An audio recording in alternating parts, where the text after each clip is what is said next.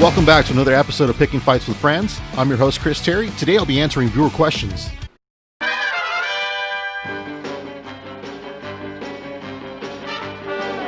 And we got this letter in the mail from a viewer, Brian S. He asks, Dear Picking Fights with Friends, my name is Brian S. I love your show. One day when I grow up, I want to be on your show. Can you show me how to place bets? I don't know how to. Your number one fan, Brian S., age 31. Yeah, I've had several people ask me, Chris, I don't understand how betting works. You're talking about parlays. What is all that? So on this episode of the show, the special episode, I'm going to go ahead and break it down. Some of the most simple bets you can do out there at the sportsbook. Everything from, I'm going to show you what a money line is, what parlays are, prop bets, point spreads, and more. If you ever went to your local sportsbook and wanted to place a bet, but you weren't sure exactly how to do it, and then you start hearing people talking about, oh, parlay this, and money line that, and over-unders, and all of a sudden you're confused, you have no idea what's going on, you get intimidated, and you just... After watching this, everything's going to make sense to you, I promise. Just sit back, relax. If you got a notebook, go ahead and take some notes, and let's do this. Let's have a good time. One of the most common bets to make is called a money line bet. What the money line is the plus and minus symbols you might see when you walk into the sports book. You look at the TV monitors and it'll show you like a team or a fighter or whatnot, and it'll say plus or minus. What those plus or minus signs means is money line bets are based off a $100 bet. So for example, this weekend, Daniel Cormier is set to take on Stipe Miocic for the heavyweight title. So as you can see here, Stipe Miocic is plus 100, meaning that he's the underdog in this fight. Meaning you'd have to bet $100 to get back $100, and then you get your initial bet back as well. With Daniel Cormier, he is minus 125 at the moment. The minus means that he is favored in this fight. So to make $100, you're going to have to bet $125 to get 100 plus your initial 125 back.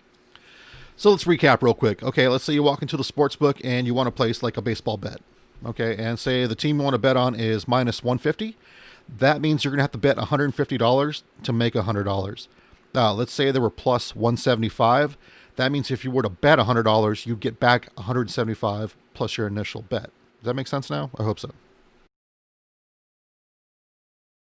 What's cool about doing a parlay, you can add different sports into your bet. Like if you want to parlay, let's just say you want to pick a baseball team, a hockey team, a basketball team, and a UFC fighter, you can do all that on one ticket and place a bet.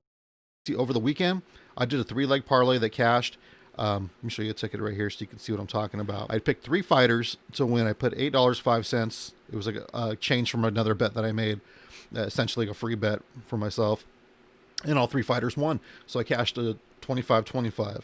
But you can see that on the, if you can read on the ticket, ticket paid $17.20 plus my initial bet of $8.05.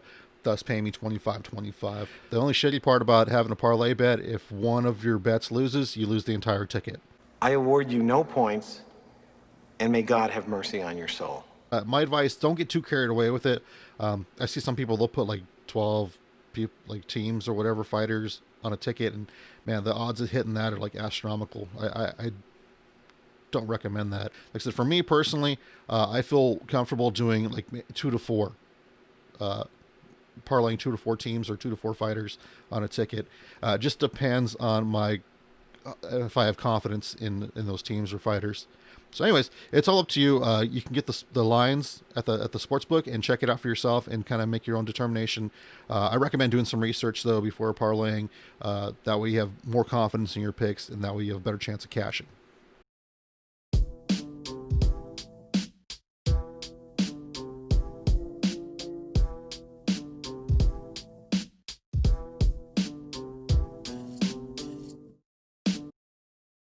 Prop bets are a lot of fun. Like, just say you're watching a baseball game, they'll ask you, you can bet on like, what do you think the first pitch will be? Will it be a strike, a ball, a pop-up? Do you think somebody will get hit by a pitch? A fun one I like doing is during the Super Bowl, I like to bet on the coin toss. I like to bet on the kickoff. What else do we bet on? You can even bet on like what color you think the Gatorade will be when they dump it on the coach at the end of the game. And all of us thought that it was going to be red because we're pretty sure the Chiefs are going to win. You know, their colors are red. My mom out of nowhere, she's like, no, it's going to be orange. I'm like, well, throw a few bucks on there. And she's like, nah, I don't like to gamble. And sure enough, it was orange. And I was like, oh, if you would have put like 20 bucks down, you would have made like $40. And she's like, oh, dang, next time I'll have to do that. Yeah. But yeah, definitely do that. Like, prop bets are a lot of fun to do. Like I said, you'll get those packets and they'll be like that thick around Super Bowl time. And there's all kinds of different things you can bet on. You'd have to look at it. It's a lot of fun. I recommend doing prop bets.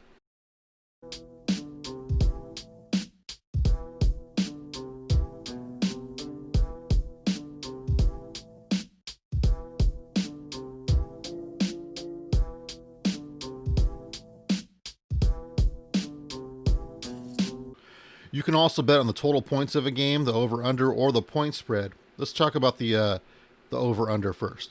Okay, let's say you're watching football and you go to the sports book and they say, okay, this game, 55 points is going to be the total score. The total score is from both teams. You take both team scores, add them together, and that's what they have. Let's just say it's 55. Now you can bet either the score will go over 55 points or under 55 points. So it's pretty simple there with the over/under.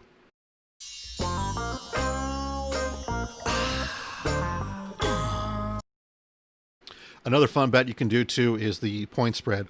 It's a little tricky, so stick with me here.